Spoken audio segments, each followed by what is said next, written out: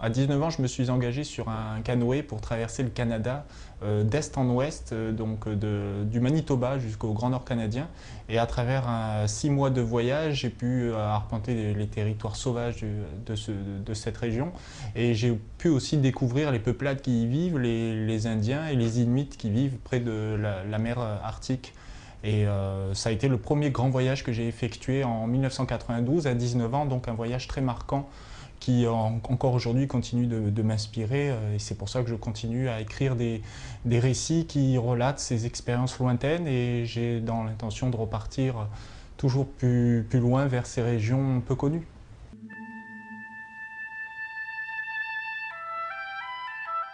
En 1992, à 18 ans, j'ai rencontré les Blackfeet qui vivent dans les montagnes rocheuses. J'étais avec un sac à dos, je faisais une marche de 6 mois à travers les États-Unis. Et après les Blackfeet, je suis allé à la rencontre du peuple Sioux que j'ai pu rencontrer dans le sud du Dakota. Et quelques temps après, toujours avec l'envie de découvrir un peu mieux cette culture, je suis allé chez les Inuits et chez les Amazoniens. Et j'en ai conclu à travers toutes ces rencontres que finalement il existait encore cette civilisation amérindienne qu'on a détruite depuis l'arrivée de Christophe Colomb en Amérique. Et que tous ces gens-là portaient un peu le même regard, le regard d'une culture proche de la nature. Et pour exemple, j'ai rencontré un Indien qui s'appelle Ernest qui vit à Pierre, dans la capitale du sud du Dakota. Et Ernest, entre autres, a été participant du film Danse avec les loups. Mais Ernest est pour moi la représentation de l'individu indien qui continue de défendre les droits amérindiens et qui a encore la sagesse du peuple qui a du mal à survivre aujourd'hui.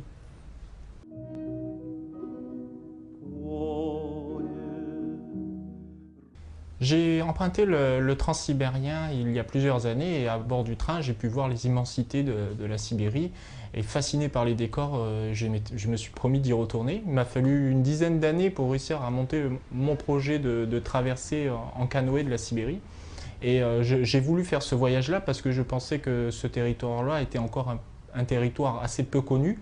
Et j'ai décidé d'emprunter un fleuve immense qui s'appelle l'Alena, et qui coule sur plus de 4000 km du lac Baïkal jusqu'à l'océan Arctique. Et je savais qu'il y avait une portion de l'Alena qui avait déjà été pagayée par un Français, mais que la seconde portion, vers les montagnes verdoyantes, vers des territoires très sauvages, je pense que personne ne l'avait encore parcouru. Et j'avais vraiment envie d'essayer de découvrir une relation étroite avec la nature dans un long voyage sur un fleuve et vers des territoires vastes et magnifiques.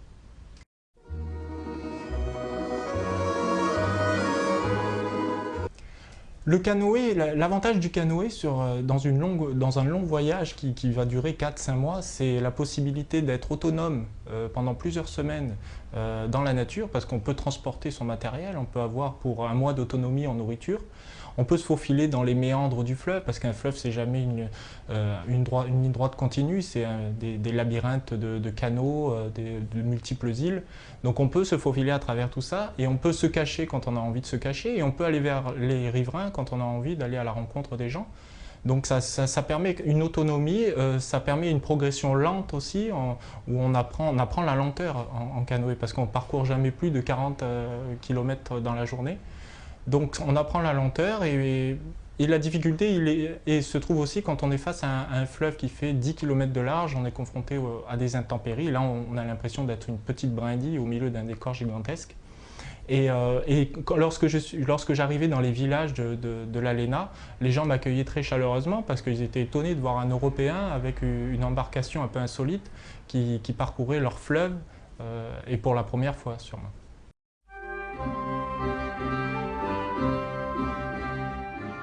La relation avec la nature en Sibérie a été très forte parce que je me suis retrouvé isolé pendant plus de 4 mois. Et étant donné que le fleuve s'appelle Lena, le mot Lena est un mot qui a une consonance féminine, et j'ai eu l'impression de pagayer sur le dos d'un fleuve féminin. Et il a commencé une relation presque sensuelle, une relation amoureuse avec le fleuve, à qui je parlais. Et j'ai eu vraiment la sensation que parfois le fleuve devenait une mère, une amante, c'était vraiment une relation particulière, et j'en suis sorti complètement bouleversé. Et encore aujourd'hui, après un an en France, j'ai la nostalgie de ce contact avec ce fleuve qui m'a porté, qui m'a à la fois chahuté et protégé dans les moments difficiles.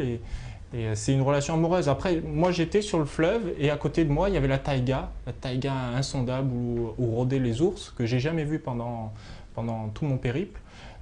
Et cette taïga-là était très impressionnante. Je suis jamais rentré dans la forêt, je suis resté sur le fleuve et jusqu'à l'océan Arctique. Et j'ai été soulagé de voir disparaître la forêt au profit de la toundra, de l'herbe, de la mousse. Parce que les Yakoutes me disaient que sur la toundra il n'y avait plus d'ours. Donc je me sentais libéré de ce poids. Les gens qui vivent proche de l'Alena en Sibérie sont des Russes ou des Yakoutes, puisque l'Alena traverse le territoire de Yakoutie. Mais pour ma part, en tant que solitaire sur un canoë, j'ai eu énormément de difficultés à rentrer en contact avec les populations, parce qu'il règne en Russie une ambiance assez sombre, assez noire, et qui fait peur quand on est européen et quand on ne connaît pas cette ambiance. Donc je suis passé de différentes expériences, des très bonnes expériences avec une famille par exemple de Linsk qui avait été rescapée d'une crue catastrophique et qui m'a hébergé pendant 3 jours parce qu'ils avaient la vie sauve et ils étaient heureux. J'ai passé 3 jours magnifiques. Et puis 50 km plus loin, je suis tombé sur un trio de jeunes malfaiteurs complètement ivres qui m'ont fait perdre complètement ma confiance. Donc ça a été comme ça pendant 4 mois, une fluctuation d'émotions, des rencontres très, très belles. Il y a un contraste en fait en Russie entre la présence d'artistes, vraiment de Russes artistes qui font de la photographie de la nature, qui sont pointus au niveau art.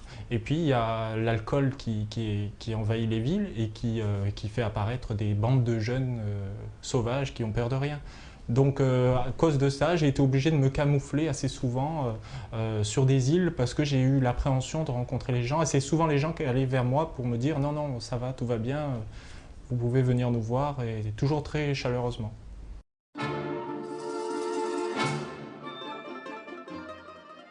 J'ai fait beaucoup de voyages depuis 1992, depuis une quinzaine d'années, j'arpente le monde en canoë, à pied. Et c'est vrai que mes premiers voyages, j'avais beaucoup de problèmes avec la solitude parce qu'on se détache, quand on part longtemps comme ça, on se détache de la famille, on se détache de ses amis. C'est difficile de rompre ces liens. Et donc, lorsqu'on se retrouve seul, même si on pense qu'on est un ermite, on se rend compte de l'importance de ces liens. Et pour la Sibérie, je me suis préparé une année avant de partir au détachement de ces liens. J'avais besoin de me sentir libre d'esprit pour pouvoir vivre pleinement cette aventure. Je ne voulais pas avoir ce poids de la nostalgie d'avoir quitté mes proches. Donc je me suis trouvé très serein pendant ce voyage. J'ai vécu les moments de solitude, surtout c'était de la solitude liée aux immensités. Une solitude, vraiment, la Sibérie c'est un pays immense, l'Alena dépasse 14 km de large, donc quand vous êtes sur votre canot au milieu de ce décor, là vous avez l'impression d'une solitude incroyable, surtout que dans ces moments-là de gigantisme, vous avez l'impression que la nature est encore plus sauvage. Donc vous n'êtes pas du tout accepté par l'environnement et là vous vous sentez très seul. J'étais toujours avec mon calepin en train d'écrire des phrases pour garder en mémoire mes aventures. Et après, j'ai séjourné une nuit sur une île et j'ai entendu durant la nuit un craquement assez fort.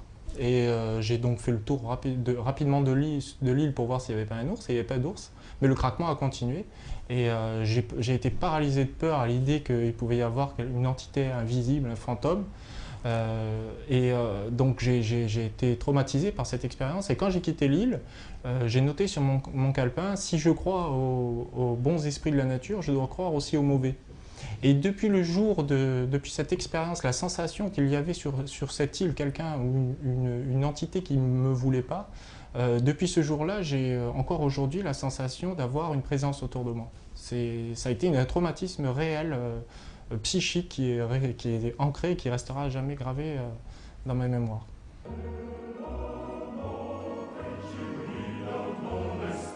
Après 3800 km de canoë, je me suis retrouvé à l'intérieur d'un canyon glacé parce qu'on était le 20 septembre, il faisait très froid. Et là, après ce canyon glacé, je savais qu'il y avait l'ouverture du delta gigantesque de l'Alena et que j'atteignais là mon but.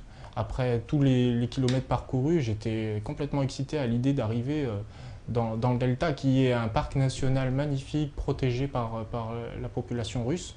Et ce que j'attendais surtout, c'était de sentir sous l'embarcation le courant s'arrêter au profit de la mer Arctique. Et ça a été un moment jubilatoire. Ça a été vraiment, surtout que les dimensions étaient hors normes, le décor changeait. Carrément, je ne pouvais pas voir, je pagayais sur une berge, mais je ne distinguais pas l'autre. C'était l'océan qui s'ouvrait à moi.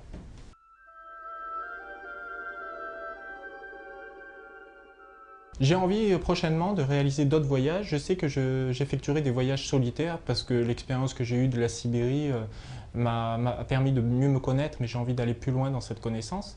Et d'un autre côté, j'ai envie aussi de réaliser des projets en groupe pour faire partager les émotions qu'on peut vivre à travers une expédition longue sur un fleuve.